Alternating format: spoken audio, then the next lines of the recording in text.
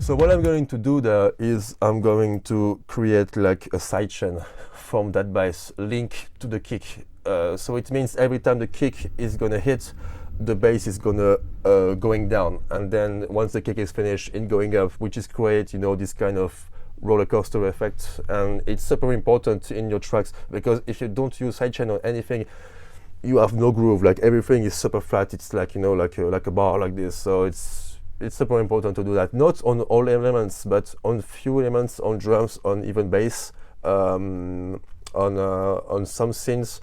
It creates the groove every time the kick gets in. It creates like more dynamics in your whole track. So the effect is there in compressor. So wait, on compressor, and then I'm gonna link it to an element which hits at the same time as the kick. But so I can take basically anything, you know. So I'm gonna use like something not really loud, like a rim shot to create that. So okay, let's take a rim shot here. Okay, then I use the same pattern as the kick. It will hit at the same time as the kick. So, and I'm gonna mute it because I don't need the sound from it. So I'm gonna call him ghost kick. Okay, so now I put the compressor on the bass line, and I'm gonna activate the sidechain from audio from the ghost kick I just create. And now you can see it kicks here. So if I use the threshold,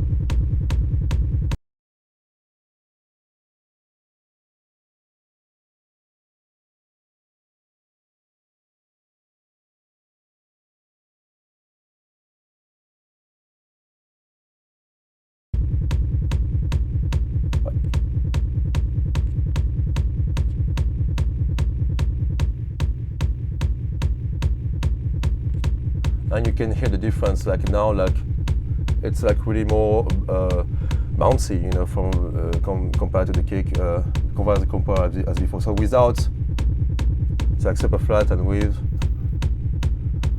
Okay, so now I think we hear a bit too much, so I'm gonna reduce it. So it's only like to give the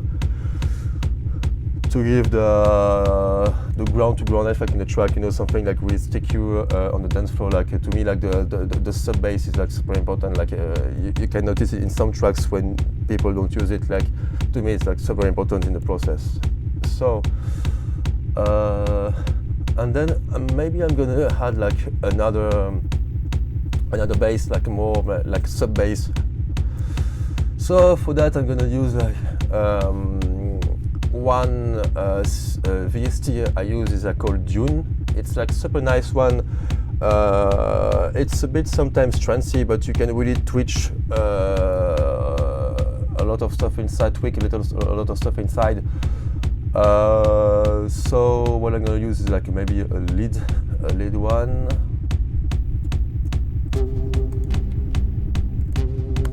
Again, I'm gonna duplicate the sidechain effect in that, so it will use the same sidechain effect. Okay, so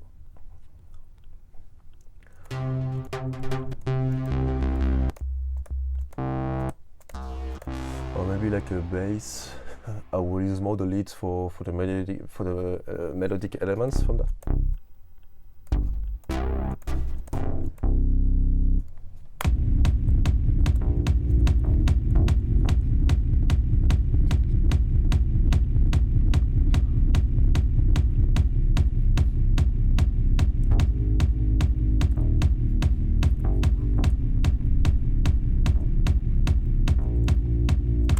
Okay, maybe this sound could be good, but it's a bit too flat for me, so I'm gonna again add some amp on it.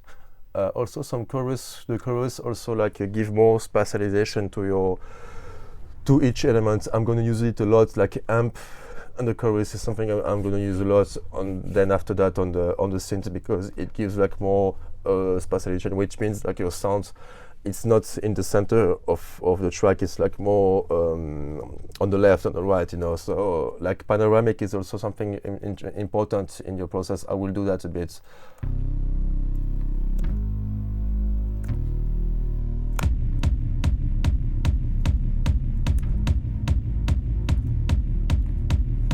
But I think for this one there's too much sidechain, so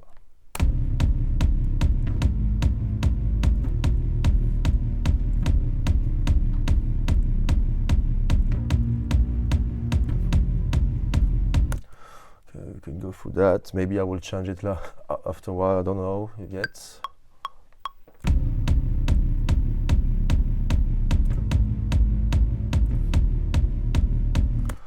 Okay, so basic melody stuff to start. Okay, so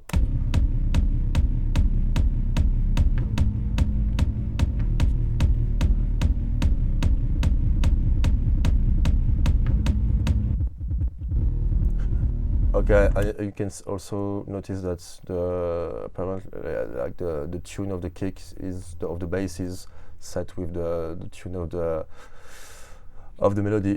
If you don't know like about like if something is tuned especially for your synth, you can use that. I don't use that because I do all with the ears, but you can use, I think is the I don't know which one it is, maybe the pitch one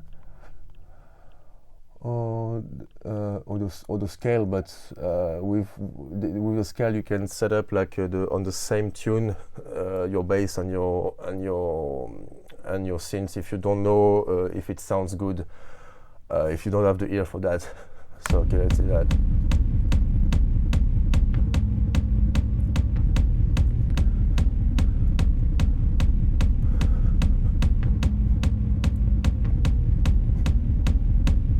Okay, so I think it's a good skeleton for now. What I can do now is to try to add some more groove in the background. So there's multiple ways to do that. First part is with the other drums, like with like the hats, some percussion. It also gives some more groove and wildness to everything.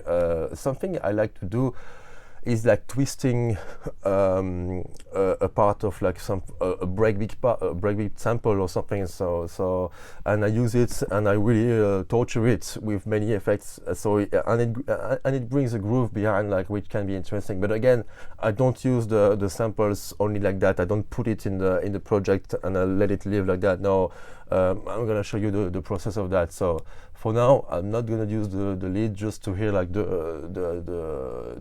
skeleton of the track, so only the sub bass and the kick.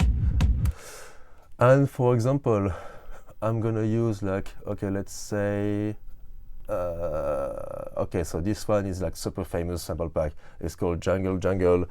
I think like some guys use it a lot even today. So I'm just gonna use like a break, like a jungle stuff, or like a break from that. Okay, but I'm gonna use it, and I have two different ways of doing it. So for example, maybe I'm gonna just use like,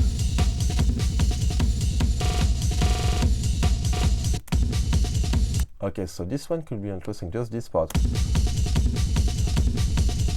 Okay, so you can see that everything is not really on the good timer. So for that, I'm gonna replace each part like that, so it's like really like sync with all those elements of the track. So.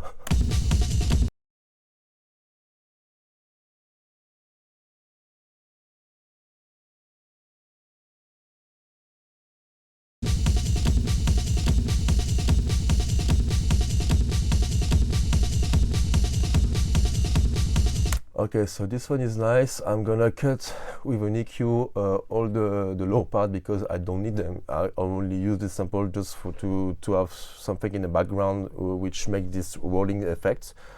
So like that, for example.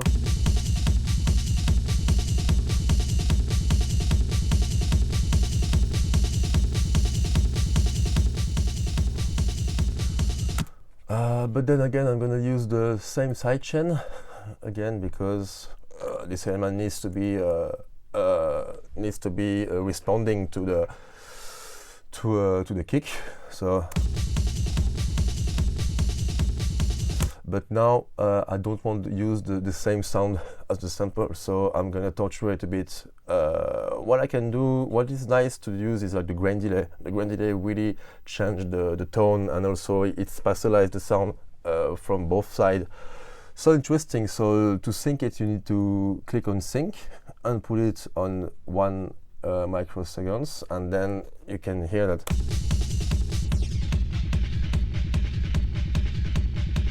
Or you can go in different ways.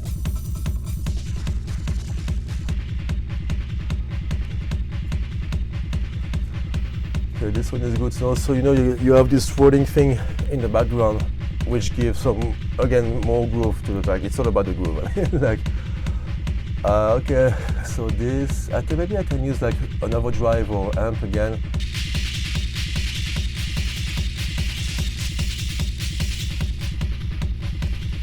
No, not. It's already dirty. So maybe I can use like some phaser too. Ah, no. Okay, I'm gonna try like a vocoder from it.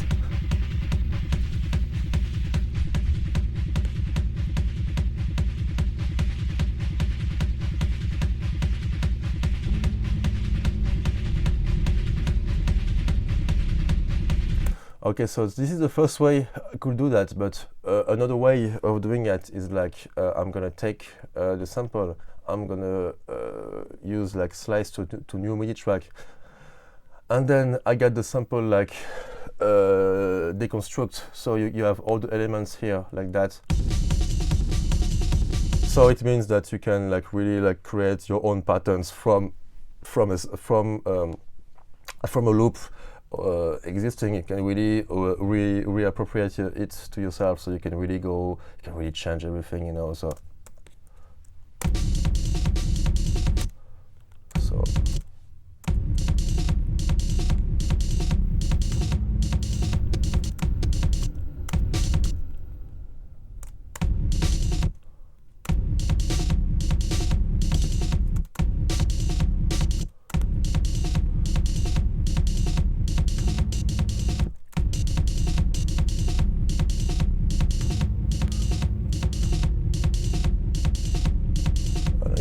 using like the delay and the sidechain from it.